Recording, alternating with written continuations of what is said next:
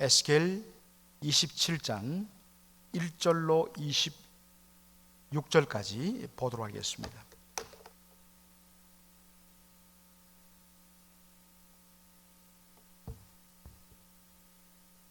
(27장 1절) 제가 먼저 1절 읽고 그리고 저와 여러분이 한 절씩 교독하도록 하겠습니다. 여호와의 말씀이 내게 임하여 가라사대, 인자야, 너는 두로를 위하여 애가를 지어라.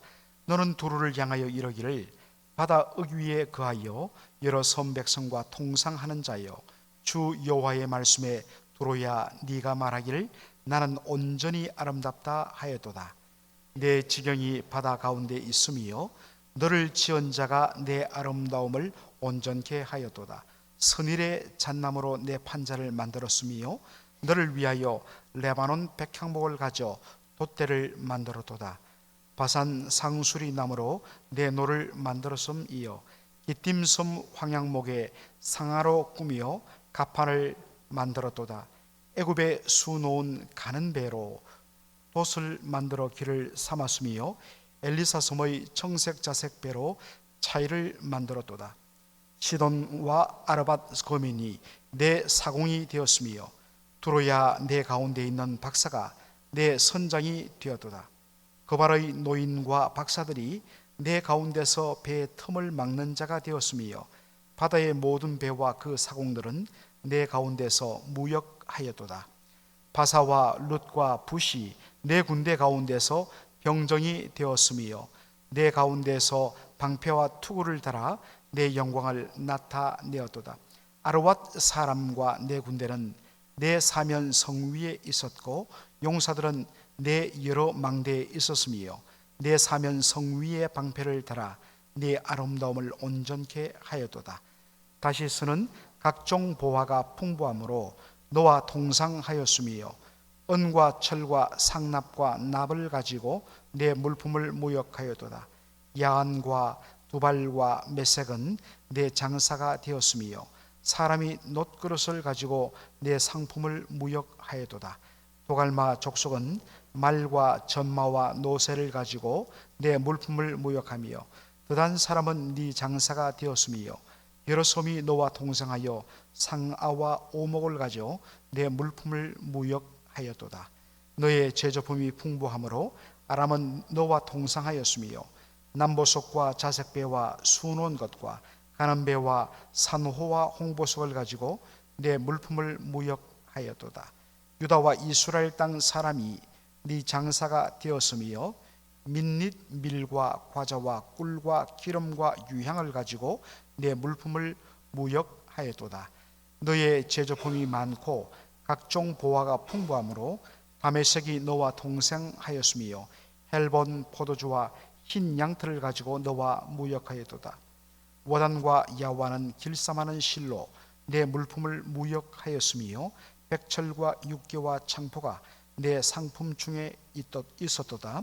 드단은 내 장사가 되었으며, 탈대에 까는 담으로 너와 무역하였도다. 아라비아와 게달의 모든 방백은 내 수하의 상고가 되어 어린 양과 수양과 염소들 그것으로 너와 무역하였도다. 스바와 라마의 장사들도 너의 장사들이 되며, 각종 상등 향재로와 각종 보석과 황금으로 내 물품을 무역하였도다. 하란과 간네와 에덴과 스바와 아수르와 길맛의 장사들도 너의 장사들이라. 이들이 아름다운 무라 곧 청색 옷과 수놓은 물품과 빛난 옷을 백향목 상자에 담고 노끈으로 묶어가지고 너와 통상하여 내 물품을 무역하였도다. 다시스의 배는 때를 지어 내 물을 실었음이요, 네가 바다 중심에서 풍부하여 영화가 극하였도다. 다같이요, 내 사공이 너를 인도하여 큰 물에 이름이요, 동풍이 바다 중심에서 너를 파도다. 아멘. 에스겔 26장부터 28장을 보면 두로라는 나라에 대하여서 하나님께서 심판하시는 것, 그리고 그렇게 완전히 무너지고 심판당하는 두로를 향하여서 슬픔의 노래, 애가를 부르는 그런 내용으로 번갈아 되어 있습니다. 자, 여러분들, 우리가 보통 두로 하는데, 제가 오늘 제 노트북을 갖고 오지 않다 보니까 파워포인트를 다 만들어서 제가 여러분들 두로가 어디 위치하는지를 보여드리려고 했는데 제가 갖고 오지를 못했습니다. 여러분들, 두로는 여러분들 우리가 팔레스타인 혹은 그쪽 지역의 분쟁을 이야기할 때 자주 언급되는 지명이 하나 있습니다. 바로 레바논이죠. 레바논, 이스라엘 그 갈릴리 호수에서 북쪽으로 수십 마일 떨어진 곳에 위치한 해변가의 도시가 바로 두로이고, 그 위쪽에 있는 도시가 시돈입니다. 바로 이 두로와 시돈이라는 이 고대 도시가 있는 이쪽 지역을 나라로 만든 것이 바로 레바논이죠. 그 레바논은 정말 이 동양의 파리라고 불릴 만큼 너무너무 아름답고 아주 부유한 그런 도시, 수도였는데 내전으로 말미암아 완전 초토화된 것을 저희들이 듣고 있습니다. 사실 이 두로라는 것은 히브리어로는 쪼르라는 단어를 씁니다. 그렇기 때문에 조금 오늘날 우리가 부르는 두로와는 맞지 않습니다. 원래 이 쪼르라는 말은 락, 반석이란 뜻이 되어서 해변의 그 안반 반석지대에 도시를 건설하고 아주 초롱성을 만든 바로 그러한 것에 기초하여서 이 두로, 쪼르란 말이 나왔습니다. 그런데 헬라어로는 이 쪼르를 투로스라고 부릅니다. 그러다 보니까 이 투로스, 여기에서 두로라는 우리말 번역이 나온 것으로 알고 있습니다. 조금 전에 언급했듯이 이 두로, 그리고 북쪽에 바로 위에 있는 도시 이 시돈, 두로와 시돈, 예수님께서 사역하실 때도 한번 언급되었던 두로와 시돈. 여러분, 이 두로와 시돈은 바로 이 지중해를 면하여서 세워진 도시국가입니다. 이 두로와 시돈을 세운 사람들이 누구냐면, 여러분들 이 세계 역사 시간에 여러분들 들어보고 또 기억이 나는 바로 페니키아 사람들입니다. 이 항해와 그리고 이 무역에, 지중해 무역에 아주 능통했던 고대 탁월한 항해 기술을 가졌던 민족이 페니키아 사람입니다. 어떨 때는 포니키아라고 이야기하기도 하고, 성경에서는 우리 이 한글로 이 번역이 정확하지 않은데 베니게 이렇게 번역을 하기도 하죠. 페니키아 사람들, 이 사람들은 지중해 연안의 곳곳에 이런 도시 국가들을 세웠습니다. 바로 이스라엘 북쪽, 팔레스타인 북쪽 지중해 바로 해변에 세운 도시가 두로고 시돈이었다면, 여러분들 이 페니키아 사람들이 세운 지중해에 아주 유명한 도시국가 하나 더 있죠. 카르타고. 이 카르타고는 북아프리카 오늘날 튀니지 땅, 리비아, 튀니지, 그 다음에 알제리, 이렇게 북아프리카 지중해를 끼고 있는 나라들이 형성되어 있는데, 바로 튀니지, 우리 정교섭 장로님이 옛날에 튀니지 대사를 하셨죠. 이 튀니지, 그 튀니지 해안에 세워진 고대 도시국가가 카르타고입니다. 여러분, 카르타고 하면 딱 떠오르는 인물이 있죠. 한시성을 가진 인물, 한니발. 그 코끼리 부대를 이용해서 바로 알프스로 배를 타고 올라가서 알프스 산맥을 넘어갔고 로마를 공격해서 로마를 처음으로 짓밟았던 위대한 장군 한니발, 그게 바로 카르타고였습니다. 이처럼 이 페니키아 사람들이 만든 도시국가였기 때문에 이 두로는 오늘 본문에 놓은데, 왜 제가 본문을 다 읽었느냐, 계속해서 보면 배를 만들고 그 다음에 그 배를 가지고 탁월한 항해술을 가진 사공들이 그 지중해 연안과 심지어는 이 홍해 연안에 있는 각 도시와 민족과 나라들을 연결해서 아주 그 당시 최고의 물품들을 무역하는 바로 그러한 나라가 이 두로였습니다. 그러니까 얼마나 부강했겠습니까? 비록 땅덩어리는 도시국가라서 조금 했지만 그 당시 고대 세계 지중해 무역과 그리고 남쪽에 이 이스라엘과 길을 열어갔고 저 남쪽 홍해 그 아카바문으로부터 시작해서 남쪽으로 쭉 내려가서 바로 인도양으로 또 흘러가는 그 모든 지중해와 이 홍해 해상 무역을 주름 잡았던 이 작은 도시국가가 바로 두로였습니다. 27장 5절로 9절 보면 두로가 바로 장사하기 위해서 무역하기 위해서 바다에 띄웠던 배를 어떻게 만들었는가를 보여줍니다. 사실 이 장면은 그들이 사용했던 정말 가장 단단하고 완벽한 무역선을 바로 표현하기도 하지만 그것을 통해서 이 두로란 나라가 얼마나 강했는가 완벽했는가를 보여주는 또 하나의 표현이기도 하죠. 여러분들 거기 보면 선일의 잣나무로 했다. 이 선일이 어디냐면 여러분 헤르몬산, 헐몬산. 여러분들 갈릴리 호수에 물이 어디로부터 내리냐면 바로 헐몬산에 쌓여있던 눈이 녹아서 그 눈 녹은 물이 밑으로 흐르면서 내려와서 채우는 것이 바로 갈릴리 호수입니다. 바로 이 헐몬산, 이 헐몬산 꼭대기는 만년설이 쌓인다고 하죠. 그렇게 깊고 높은 그러한 산이기 때문에 거기에서 가장 유명한 나무가 뭐냐면 바로 이 잣나무로 표현된 소나무입니다. 정확하게 말하면 소나무죠. 이 소나무를 가지고 그 당시 세계에서 가장 좋은 양질의 소나무를 바로 생산하는 곳이 이 스닐산으로 묘사되는 바로 헐몬산, 헤르몬산이었습니다. 거기에서 나무를 가지고 와서 그것을 켜갖고 바로 배에 널판을 만들었습니다. 그리고 레바논의 백향목, 종종 우리 성경에도 레바논의 백향목 나오는데 바로 이 레바논의 백향목, 다른 말로 하면 이 두로 지역의 백향목, 그 백향목을 바다로 베어서 바다로 띄어갖고 밑으로 수원해갖고 그것으로 뭘 만들었냐? 솔로몬이 바로 여호와의 성전을 만드는 재료로 썼던 것이 바로 레바논, 즉 두로의 백향목이었습니다. 최고의 바로 나무죠. 그것을 가지고 아주 쭉 뻗은 나무를 가지고 돛대를 세웠다. 바산의 상수리 나무. 여러분 이 바산이란 것은 갈릴리 호수 동쪽에 있는 그 높은 고산지대를 말합니다.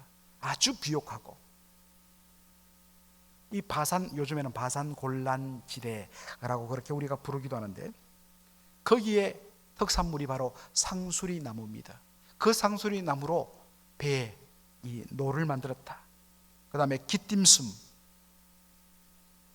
이 오늘날 터키 땅 바로 아래쪽에 있는 큰 섬, 바로 키프루스라는 그 나라가 있죠.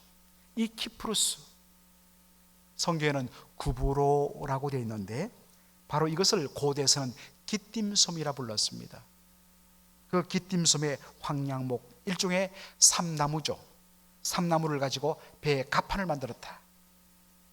그 다음에 애굽의 배는 그 당시 최상급이었는데 그것으로 바로 배의 돛을 만들었다.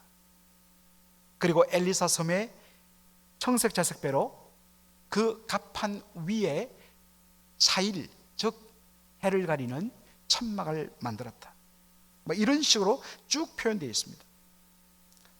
그 당시 하여튼 모든 각 지역의 최상급 재료를 이용해서 가장 완벽하고 튼튼한 무역선을 만들었다. 그리고 8절에 보니까 시돈과 아르왓 거민이 사공이 되었다. 여러분 이 시돈과 아르왓도 역시 페니키아인들이 바로 이 이스라엘 북쪽 지중해 연안에 만든 도시 국가들입니다. 바로 이들은 항해 기술이 탁월했습니다.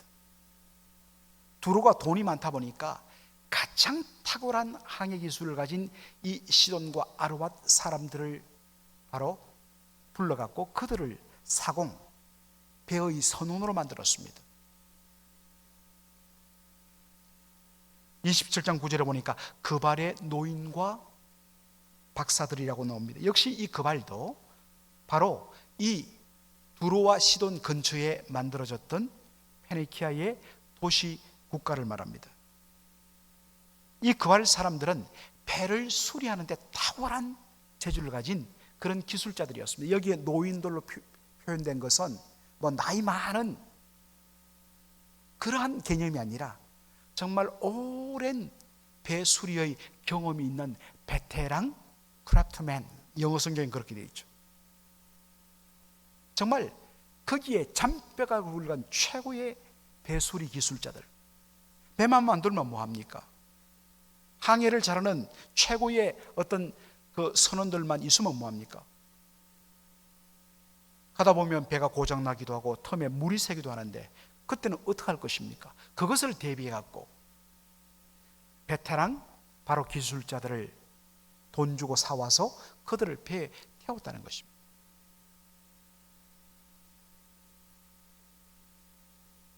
그리고 12절부터 24절에 아까도 말했듯이 지중해 연안과 또 저 북쪽으로는 그 지도를 보니까 에게해, 지중해에서 에게해로 나가는, 그리고 남쪽의 홍해, 각 지역의 바로 유명한 물품들을 다 무역하는 이 배를 통해서 지중해, 홍해, 에게해로, 또 심지어는 흑해로, 그런 식으로 정말 물만 있으면 배를 띄우고 최고의 물품들을 다 두루로 가지고 와서 무역을 하는 그러한 모양들을 그리고 있습니다. 그래서 25절 보면, 자 25절을 여러분 한번 성경 보십시오. 25절 어떻게 되어 있습니까? 다시스의 배는 때를 지어 네 무라를 실었으며 네가 바다 중심에서 풍부하여 영화가 극하였다. 네가 바다 중심에서 풍부하여 영화가 정말 정점에 이르렀다. 비록 작은 도시 국가였지만 그 당시 세계의 무역을 주름 잡아갖고 얼마나 부강했는지 모른다는 것입니다. 자, 여러분 10절 한번 보시기 바랍니다. 10절에 보면 두로성에 대한 방비를 소개합니다. 바사와 룻과 붓이 내 군대 가운데서 병정이 되었으며 내 가운데서 방패와 투구를 달아 네 영광을 나타내었도다. 여러분 바사는 페르시아를 뜻하죠. 그리고 여기에 보면 룻이라는 것이 있는데 이 성경 룻기의 룻이란 개념이 아닙니다. 이 룻을 히브리 성경으로 보면 바로 오늘날 루디아 혹은 리디아, 바로 소아시아 지역에 있는 바로 한 도시 국가 이름이죠. 도시의 이름이죠. 리디아의 자주장사, 바로 그렇게 우리가 부르는데요. 이 리디아, 그리고 붓이란 것은 이리오피아, 바로 근방에 있던 아프리카 종족을 뜻합니다. 이 바사, 페르시아와 룻, 리디아와 이 아프리카, 붓, 이 세 가지 공통점은 뭐냐? 고대 세계에 탁월한 용병들을 배출했다는 것입니다. 소위 말하는 돈 주고 사오는 군대를 말합니다. 돈만 받으면 어디를 가서든지 목숨 걸고 반드시 싸움을 치르는 탁월한 용병들. 여러분 이 근대 그리고 오늘 현대에 이르기까지 최고의 용병은 어느 출신일까요?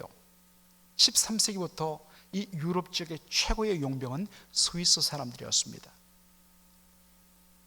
오늘날 우리가 뭐 알프스산 멋있다 이야기하고 그리고 거기에서 뭐 요돌송 부르고 모든 사람들이 스위스하고 스위스 시계를 노래하지만 그건 최근의 일이고, 사실 여러분들 산악지역에 둘러싸여 갖고 먹고 살 것이 어디 있습니까? 오늘날 우리가 뭐 좋아서 그 젖을 짜서 최상품 어떤 면에서는 치즈를 만든다 하지만은 치즈만 갖고 먹고 살 것입니까? 산악지역에 둘러싸여서 먹고 살 것이 별로 없었어요. 그래서 이들이 타겟층으로 한 것이 뭐냐? 유럽 각지에 전쟁이 있을 때마다 바로 용병으로 팔려갔습니다. 그 유명한 전설이 있죠. 전설이 아니라 유명한 이야기가 있죠. 루이 16세의 용병으로 차출되었는데 시민군에 몰려갖고 루이 16세를 둘러싸있던 모든 군대들 다 도망쳤을 때 유일하게 남아서 왕을 지키다가 전사한 700명의 용사들이 700여 명에 가까운 용사들이 누구냐? 스위스 용병들이었죠. 아니 돈 받고 어떤 면에서는 왔으면 목숨이 그래도 중요한데 왜 도망가지 않느냐? 왜 다 죽었느냐? 그들이 마지막 남긴 기록이 있죠. 우리가 만일 여기서 도망친다면 누가 앞으로 스위스 사람을 용병으로 쓰겠느냐? 그러면 우리 자손들은 어떻게 먹고 살겠느냐? 우리의 자손들을 위해서 우리는 목숨 걸고 여기 죽는다. 바로 그거에 인해서 모든 사람들이 스위스 용병들을 썼다죠. 지금도 바티칸 궁을 지키는 바로 그 용병들은 스위스 사람들. 어쨌든 고대 세계의 최고의 용병은 바로 페르시아, 그리고 소아시아의 리디아, 그리고 아프리카의 붓 족속이었습니다. 이 사람들을 돈이 많으니까 수천 명에 이르는 이들을 돈 주고 한꺼번에 사옵니다. 그래서 가뜩이나 이 안반 지역 위에다가 바로 요새를 형성하고 튼튼하게 지은 데다가 최고의 용병들을 돈 주고 사왔습니다. 돈이 많으니까. 그리고 11절에 보니까 아르왓 사람과 네 군대는 네 사면 성에 있었고 용사들은 네 여러 망대에 있었으며 네 사면 성 위에 방패를 달아 네 아름다움을 온전케 하였도다. 그리고서는 완전 성을 방패와 창으로 완전히 뒤덮습니다. 가뜩이나 어떤 면에서는 초롱성 같은 요새인데다가 거기에다가 어마어마한 돈을 들여갖고 용병 군사들로 꽉 채우고, 그리고 그들로 하여금 방패와 창으로 완전히 무장합니다. 여기에 아름답다 했는데, 여러분들 고대 세계의 아름답다는 것은 예쁘다, 멋있다가 아니라 강한 것, 남자다운 것, 정말 너무너무 튼튼한 것, 이것을 표현할 때 뷰티풀이라는 단어를 썼죠. 여러분, 돈이 많지요? 세계 무역을 주름잡지요? 모든 돈들이 두로에게로 다 흘러들었죠. 그 돈을 가지고 좋은 군대들, 무기들 다 샀지요. 누가 감히 우리 두루를 건드리랴? 자, 이렇게 되면 사람이 어디까지 갑니까? 자, 3절입니다.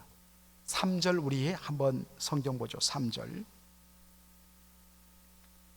하나님께서 에스겔에게 명령하기를 두로에 대하여서 멸망당한 두로를 향하여 애가를 지어라 라고 이야기합니다. 3절 보니까 다 같이 한번 읽죠. 시작. 너는 두로를 향하여 이르기를 바다 어귀 위에 거하여 여러 섬 백성과 통상하는 자여, 주 여호와의 말씀에 두로야 네가 말하기를 나는 온전히 아름답다 하였도다. 역시 아름답다는 말이 나오죠. 멋있다, 예쁘다가 아니라 이토록 완벽할 수가. 우리는 We are perfect, 완전해. 이렇게 세상에 부강하고 튼튼한 나라가 어디 있더냐? 어느 누가 감히 우리를 손대? 여러분, 이미 이제 벌써 십몇 년이 지났습니다만 한국에서 한때 유행했던 그런 말이 있죠. 자뻑이라고. 거울을 봤는데 자기의 모습을 보고 스스로 뻑하고 넘어갔다는 겁니다. 세상에 이렇게 예쁠 수가. 거의 정신병이죠. 자기의 아름다움에 자기가 완전히 뻑하고 취했다는 그런 말이죠. 바로 두로가 그랬습니다. 장로님, 두로가 그랬습니다. 자기의 부강함과 자기의 강함에 도취되었어 극도의 교만에 빠졌어요. 여러분, 한 나라든지 한 인생이든지 하나님이 제일 싫어하는 것이 뭐냐? 교만이에요. 자기의 강함과 자기가 남들보다 더 가진 것에 대하여서 그것을 가지고 교만하게 자기를 높이며 자랑할 때 하나님이 반드시 무너뜨리십니다. 잠언 8장 13절에 여호와를 경외하는 것은 악을 미워하는 것이라. 나는 교만과 거만과 악한 행실과 패역한 입을 미워하노니. 만고불림의 진리입니다. 잠언 16장 18절 교만은 패망의 선봉이요 거만한 마음은 넘어짐의 앞잡이니라. 그 어떤 나라도 예외가 없습니다. 지금 세계를 우리가 좌우한다고 말하는 두 나라가 있지요. 여러분, 믿음의 눈으로 여러분 어떻게 보십니까? 무너진다는 겁니다. 세상에 교만한 나라치고 역사상 오늘까지 서 있는 나라 민족이 없습니다, 여러분. 그것이 돈이든 그것이 땅의 넓이든 그것이 군대의 크기든 어떤 물질의 풍성함이든 그것이 어느 것이든지 나라든지 민족이든지 어떤 기업이든지 그것으로 인하여서 스스로를 높이고 스스로의 아름다움에 취해 자기가 완전한 것으로 스스로를 높이면 반드시 무너지게 되어 있습니다. 베드로전서 5장 5절 하나님이 교만한 자를 대적하시되 겸손한 자들에게는 은혜를 베푸신다. 만고불변의 진리입니다. 왜? 하나님께서 이 역사의 주인 되시기 때문입니다. 여러분, 두로의 풍요함과 번영은 자신이 잘나서 된 것이 아니었습니다. 온 세계를 주관하시는 하나님의 일반 은총의 결과였죠. 여러분, 하나님의 베풀어 주신 은혜로 말미암아 내가 이렇게 서 있을 수 있다는 것을 인정하는 자, 겸손하게 됩니다. 왜 교만하느냐? 하나님의 은혜를 알지 못하기 때문입니다. 그러면 그 교만은 결국 패망으로 이르러 갑니다. 만고불변의 진리입니다. 호세아 4장 6절에 내 백성이 지식이 없어서 망한다 했습니다. 무슨 지식입니까? 하나님을 아는 지식이요. 무슨 지식입니까? 하나님을 아는 지식에 근거한 나 인간을 아는 지식입니다. 내가 누구이며 내가 어떻게 여기에 서 있으며 오늘날 나에게 이러한 것이 주어졌는가? 하나님께서 어떤 분이시며 하나님의 손길이 어떠했음을 알 때 비로소 내가 누구인지를 알게 되죠. 내가 누구인지를 모르고 하나님이 어떤 분이신지를 모르기 때문에 망하는 짓을 하는 겁니다.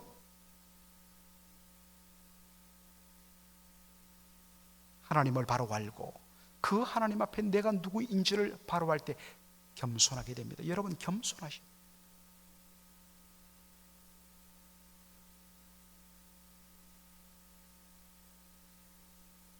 두루의 교만을 보신 하나님께서 하신 말씀을 한마디로 요약하면, 그래? 정말 그렇단 말이야? 한번 해볼까? 그래서 선단을 이끌고 세상에서 가장 완벽한 어떠한 파도도 견뎌낼 수 있는 완벽한 배, 그리고 이 지중해와 홍해의 모든 물질을 다 알고 어떠한 것도 헤쳐나왔던 수십 년의 이 배에서 바다에서 잔뼈가 굵은 그런 경력 많은 선원들을 고용하고, 그리고 심지어는 만약에 대비해서 배의 물들을 다 막고 고칠 수 있는 탁월한 기술자들을 태우고 돛대를 높이고 그들이 출발했는데 어떻게 되었다고요? 26절에 네 사공이 너를 인도하여 큰 물에 이름이요 동풍이 바다 중심에서 너를 파해도다. 동풍, 갑자기 동쪽에서 불어온 바람 한 방에 그냥 꼬꾸러졌다는 것입니다. 동풍이란 말은 의도적으로 표현하는 것이죠.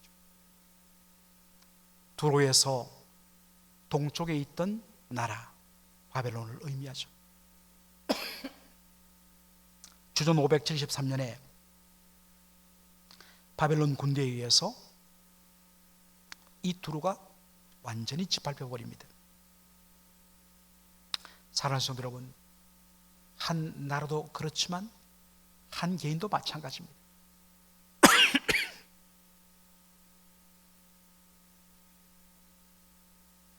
정도껏 해야죠. 자기가 가진 것에 대하여서 스스로 취하여서 마치 자기 자신이 재물 얻는 권능의 손을 가진 것처럼 스스로를 높이고 자랑하고 힘을 자랑하고 돈을 자랑할 때 여러분 그것이 바로 패망의 바로 지름길이 됩니다. 이미 망하고 있는 것입니다.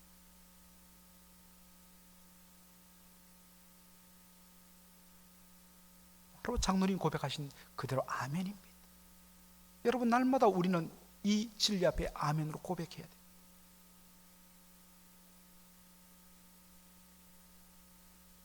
하나님은 교만한 자를 꺾으시고 겸손한 자에게 은혜를 베푸시는 분이십니다. 그렇게도 화려하고 강대하던 그 누구도 손댈 수 없었던 철옹성 같았던 두로 한 방에 무너져 버립니다. 하나님을 의지하지 않고 자기의 힘을 의지하고 자랑한다, 자기의 돈을 자랑한다, 하나님이 훅 부르시면 그냥 먼지처럼 날아갈 그것을 가지고 여러분이 자랑한단 말입니까?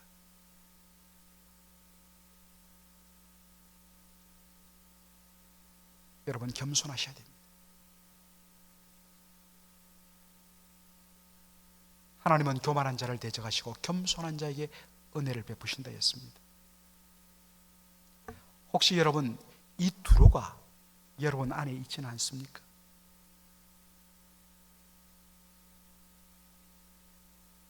성도는 하나님을 바로할 때에 내가 누구인 줄 알며 내가 도대체 누구이고 한데 하나님께서 이런 은혜를 베푸셔서 나에게 오늘 이 자리에 오게 하셨나이까? 나에게 있는 모든 것이 다 주께로부터 왔습니다. 이것이 바로 다윗 왕의 신앙 고백이었습니다. 그래서 하나님께서 다윗을 쓰신 것입니다. 허물이 많음에도. 사랑하는 성도 여러분, 이 두려운 말씀 앞에 겸손하십시오. 하나님의 말씀 앞에 겸손하고 우리의 모든 행동 하나하나에 하나님 한 분만을 자랑하고 그분만을 높이시는 저와 여러분 되기를 주의 이름으로 축원합니다. 아멘.